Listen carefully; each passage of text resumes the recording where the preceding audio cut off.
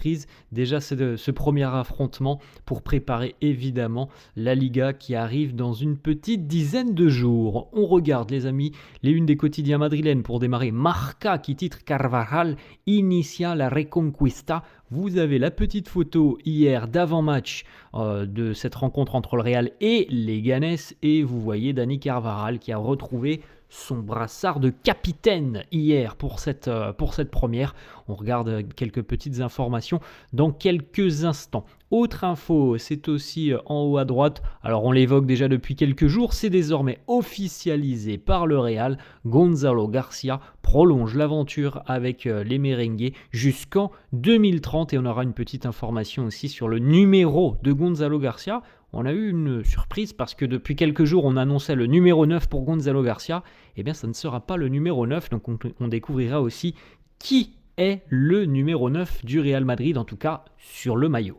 Ensuite, les amis, la une du quotidien AS qui consacre sa une à Rodrigo, qui est titre « Rodrigo Futuro Abierto ». Rodrigo, un futur ouvert. Alors, selon le quotidien AS, Manchester City a proposé, a présenté une offre de prolongation de contrat à Rodrigo, mais pour le moment, il n'a pas accepté cette proposition. L'idée d'un retour en Espagne fait son chemin chez Rodri.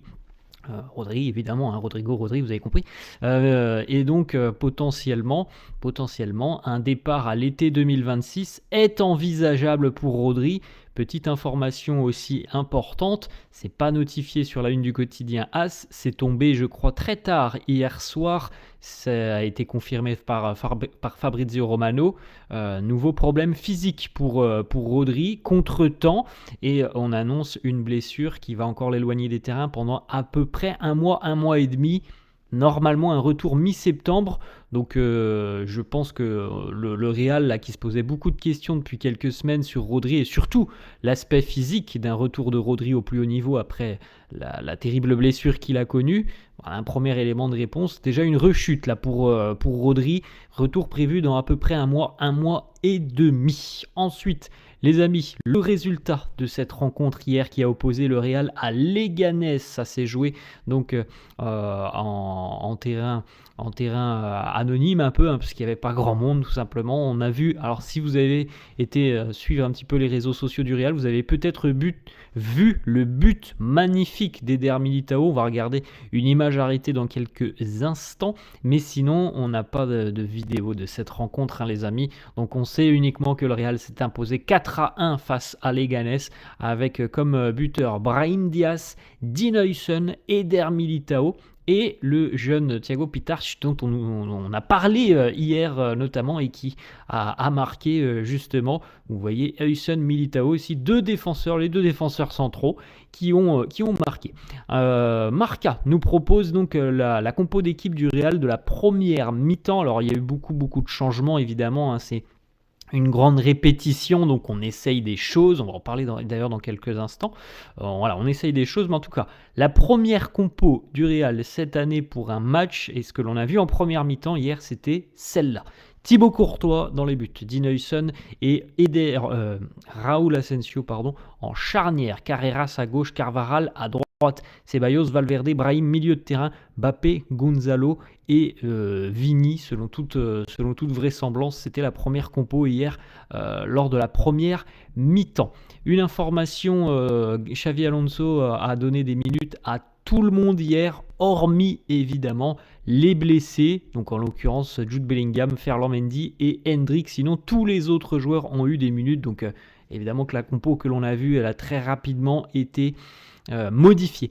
Une petite information très intéressante et très importante, et moi ça me fait vraiment plaisir de voir ce genre d'informations.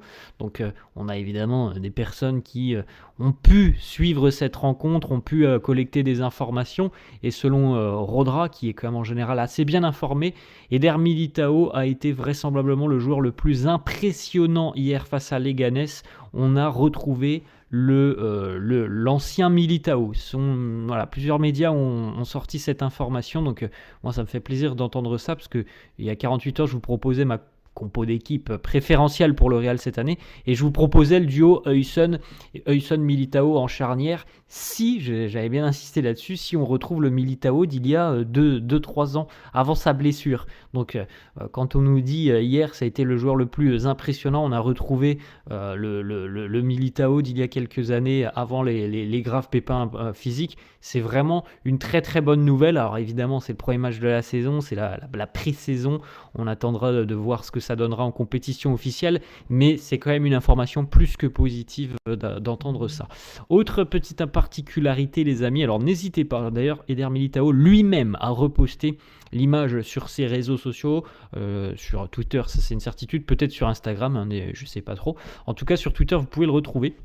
Eder Militao il se trouve en bas les amis, au milieu, vous voyez le ballon au niveau du rond central et il a marqué depuis là. Voilà, donc on a déjà eu un premier but hier exceptionnel de Militao qui a dû marquer un but de 60 mètres. Vous voyez le gardien de Leganés tout en haut qui est très très avancé. Militao a eu le coup d'œil et il a envoyé cette frappe directement dans le but. Donc un but d'un bon 60 mètres, voire certainement peut-être un petit peu plus, 65 mètres peut-être pour Militao hier. Et vous pouvez constater les amis d'ailleurs sur cette image arrêtée, c'est bien d'avoir des plans aériens pour constater un petit peu le schéma du Real hier. Alors d'ailleurs hein, les informations ont toutes été unanimes, c'est le 4-3-3 qui a été utilisé hier par Xabi Alonso avec des ailiers très très proches de la ligne de touche qui viennent manger la ligne de touche, des informations que l'on a pu avoir de cette rencontre.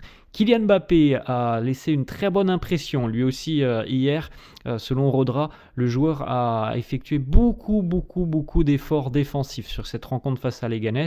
Donc c'est plutôt très positif aussi d'entendre ça par rapport à Kylian Mbappé qui, on le sait, est un joueur qui aime avoir cette liberté offensive et qui, s'il en a la possibilité, peut être tenté de se délester un petit peu du travail défensif. C'est très intéressant d'entendre que dès la première répétition cette saison, il bosse quand même pour aider ses coéquipiers. Ensuite, autre information, c'est une petite nouveauté, ça on l'a peut-être pas vu venir.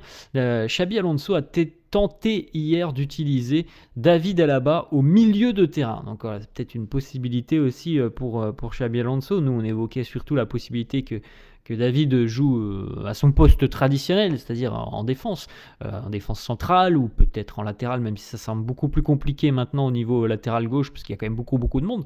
Donc il y a cette possibilité aussi de voir un David un peu plus haut au milieu de terrain. On connaît les qualités du joueur, ses qualités notamment techniques, sa vision du jeu, ses qualités de transmission de passe. C'est un joueur, oui, avec son pied gauche, qui peut, je pense, aider au milieu de terrain. Autre information, la petite photo du jeune Thiago Pitars qui a donc marqué hier avec l'équipe première. Il marque des gros points certainement, Thiago Pitars. C'est assez intéressant de voir ça, de voir un jeune là, qui a démarré la pré-saison avec la Castilla, qui est arrivé avec le groupe A depuis 3-4 jours, qui joue hier avec la A. À noter d'ailleurs que les amis, on n'en a même pas parlé, mais la réserve d'Arbeloa a joué aussi hier matin, quasiment à la même heure, sur un terrain annexe face au club d'Andorre. Bon, la réserve a perdu 3-1, mais Pitars, il était donc bel et bien avec l'équipe première hier. Autre information, Rodrigo a été le capitaine du Real hier en seconde mi-temps. Bon, je ne sais pas s'il y a véritablement quelque chose d'important derrière un capitana sur un match de pré-saison à huis clos. Donc voilà, en tout cas c'est Rodrigo qui portait le brassard en seconde mi-temps. Autre petite photo les amis, Dani Carvajal avec le brassard, Dani Carvajal avec le sourire, Dani Carvajal de retour les amis, et ça fait vraiment plaisir. Quelques petites photos de l'échauffement de cette rencontre. Vous pouvez faire un petit arrêt sur image si ça vous intéresse. On poursuit les amis avec 2-3 petites informations sur premièrement déjà les numéros. Alors normalement Franco Mastantuono va porter le numéro 25 du côté de Madrid, à moins qu'il y ait un départ de dernière minute. Et autre information, Franco devrait officiellement être présenté jeudi prochain, et dans la foulée d'ailleurs il débutera les entraînements avec le Real. Autre information, donc l'officialisation du Real y est tombée hier. Gonzalo Garcia continue l'aventure avec le Real jusqu'en 2030 et C'est ça aussi qui est important, c'est juste ici. Gonzalo will now be part of Real Madrid first team. Gonzalo est officiellement un joueur de l'équipe première. Il n'est plus considéré comme un joueur de la Castilla. Donc voilà, on compte sur Gonzalo cette saison avec l'équipe première. Et la petite surprise que l'on n'attendait pas forcément, puisqu'on attendait depuis 15 jours que ce soit Gonzalo qui soit désigné numéro 9, il ne sera pas le numéro 9 avec numéro de maillot, les amis. Ça sera numéro 16 pour Gonzalo Garcia. Le numéro 9, il est pour Hendrick qui récupère donc le 9 dans son dos. Des petites photos, les amis, pour terminer des nouvelles collections du Real. Donc le 3e maillot, notamment, que vous voyez là, la couleur bleue et un peu logo Adidas à l'ancienne. Ouais, vraiment très sympa ce 3e maillot aussi du Real. Vous voyez les flocages à l'arrière, le vinyle, le RMCF au-dessus. Vous pouvez faire un petit arrêt sur image aussi sur cette photo où on voit notamment Thibaut Courtois par exemple posé avec le maillot de gardien en mode 3e maillot, très sympa aussi. Voilà, en gros plan, c'est encore mieux et très sympa, couleur dominante noire. Et donc les 3 maillots pour la saison, les amis, ils sont là. Le blanc, le bleu et le bleu nuit noir pour le maillot extérieur.